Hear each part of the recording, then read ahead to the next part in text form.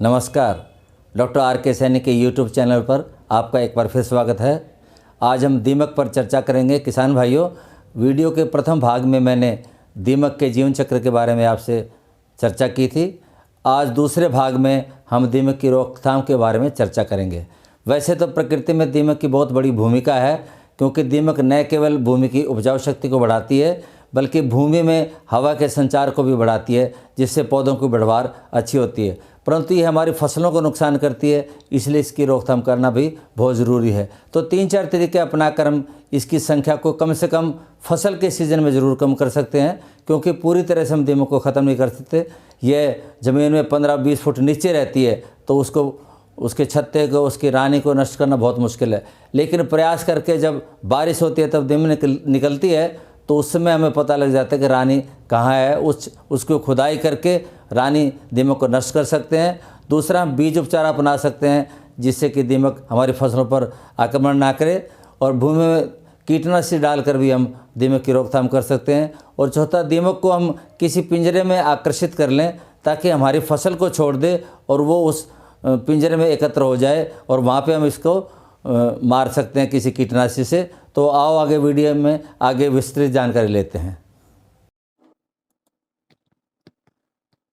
किसान भाइयों, दीमक एक ऐसा कीट है जो लकड़ी को पचा सकता है, और किसी कीट में ऐसी खासियत नहीं है। पेड़ पौधे के अवशेषों को गलाने की इसमें अद्भुत क्षमता है। ये ना होती तो वर्षों तक टहनियां, लकड़ी के टुकड़े जमीन में पड़े रहते। परंतु ये हमारे उपयोगी लकड़ी और फसलों को नुकसान करती है, इसलिए दीमक की संख्या को सीमित रखना बहुत जरूरी है।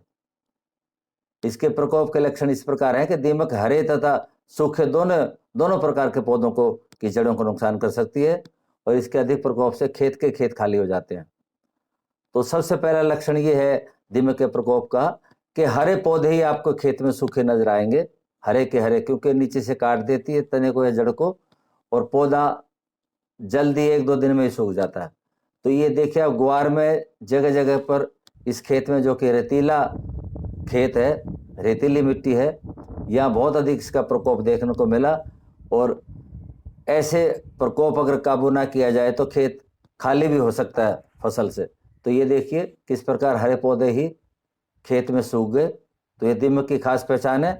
दूसरी पहचान ये है कि ये आसानी से जब इनको खींचते हैं तो पौधा आसानी से बाहर आ जाता है, और कई बार तो जो कटी हुई जड़ है उसके साथ दीमक के वर्कर भी बाहर आ जाते हैं।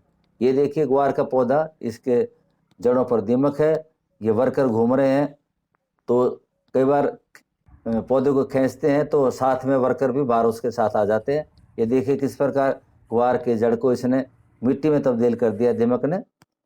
इसी प्रकार चने में इसका प्रकोप काफी होता है, और छोटे पौधे पे आक्रमण होते ही ये सूख जाते हैं खेत में बिल्कुल, और काफी खेत में गैप्स आ जाते हैं। ये देखिए नीचे से जड़ें तने कटे हुए दीमक के प्रकोप से चने में।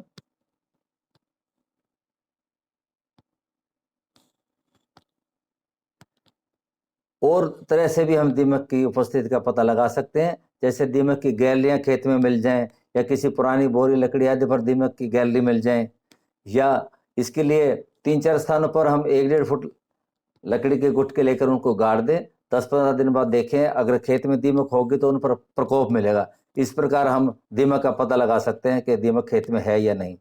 इसी प्रकार ये दीमक न केवल छोटे पौधों को नुकसान पहुंचाती है, बड़े पौधों पर भी आक्रमण करती है, और पूरे उगे बड़े पौधे भी जगह जगह पर सूख जाते हैं, जो बाद में बारिश की वजह से काले भी पड़ जाते हैं ऊपर से।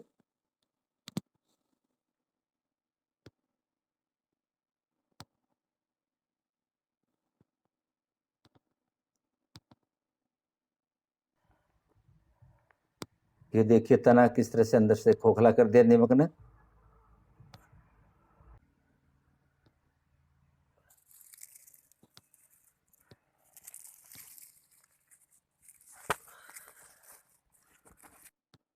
रोकथाम के उपाय, ध्यान रखें, हम दीमक की संख्या को कम कर सकते हैं पर खत्म नहीं कर सकते दीमक को पूरी तरह से।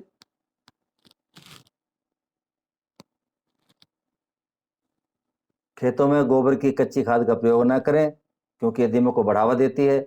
मानसून की बारिश के बाद दीमक बाहर निकलती है, और जहाँ से दीमक बाहर निकलती है उस छेद को ढूंढकर उसको 2-3 मीटर गहरा खोद कर उसमें 1-2 बाल्टी क्लोरपाइरिफास की डाल दें, ताकि जो नीचे रानी है छत्ते में वो मर जाए। बीज उपचार सबसे सस्ता उपाय है। जिन फसलों में बीज उपचार की सिफारिश की गई है, केवल उन फसलों पर बीज उपचार अपनाएं। मैंने गेहूं, जौ, चना आदि कुछ फसलों में बीज उपचार करने के लिए दवा की मात्रा, बीज की मात्रा और तरीके के बारे में बताया है। आप इन स्लाइड में देखकर इस प्रकार से इन फसलों में बीज उपचार कर सकते हैं और दीमक से अपनी फसल को बचा सकते हैं।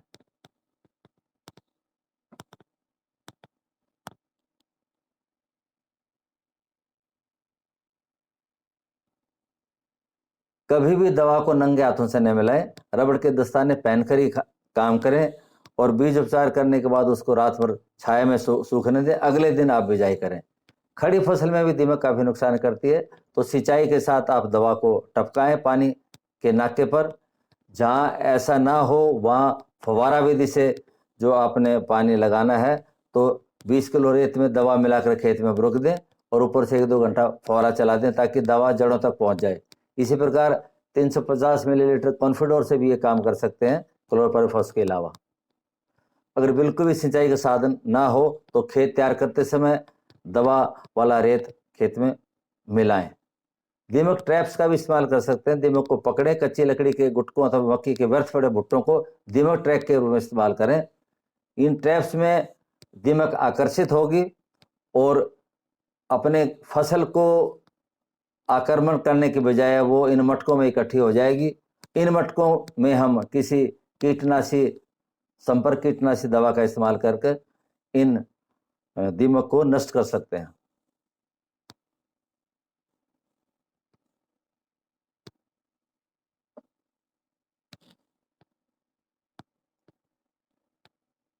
किसानों का अनुभव है, वो कई बार राख अथवा यूरिया में मिलाकर भी खेत में दवा को बुरकते हैं, तो उनके इस प्रयोग को भी आप ट्राई कर सकते हैं। तो इस प्रकार आप इन सब बातों की ओर ध्यान देंगे तो आप दीमक से अपनी फसल को सफलतापूर्वक बचा सकते हैं। धन्यवाद। जानकारी अच्छी लगी हो तो वीडियो को लाइक व शेयर करें तथा चैनल को सब्सक्राइब करें। इसके अलावा अगर आप बेल आइकन भी दबा देंगे तो इसमें आपको आने वाले मेरे और वीडियो भी मिल जाएंगे। धन्यवाद।